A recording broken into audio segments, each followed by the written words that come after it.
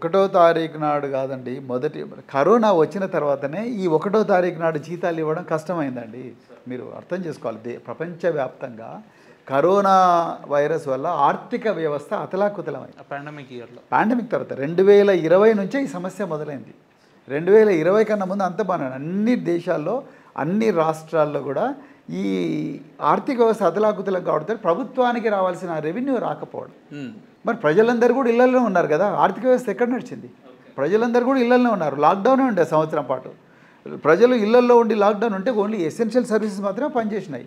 షాపులు close, right, రవాణా close, ఏది యాక్టివ్, పొలాలకు ప్రజలు పోయే పరిస్థితి లేదు, రోడ్ల మీదకి వచ్చి పనిచేసే పరిస్థితి లేదు.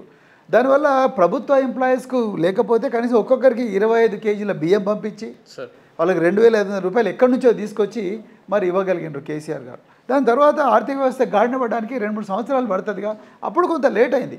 ఇన్ఫ్యాక్ట్ మాకు 6 నెలలు సగం సగం జీతం ఇచ్చారు కాదండి. మా అందరికి కూడా 6 నెలలు ఒక్కొక్కరికి ₹1,00,000 జీతం వస్తే 50,000 ఇచ్చిండ్రు, 50,000 జీతం వస్తే 25,000 ఇచ్చిండ్రు. ఇచ్చిన తర్వాత ఆరియర్స్ కిందకి కలిపినారు. సో ఆ విధంగా చాలా క్లివర్గా ఆర్థిక వ్యవస్థను మేనేజ్ చేసిండ్రు కేసీఆర్ గారు.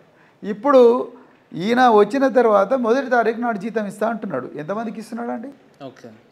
మొత్తం సొసైటీల్లో, కార్పొరేషన్లో చాలామందికి కూడా 15వ తారీఖు తర్వాత జీతాలు వస్తున్నాయి.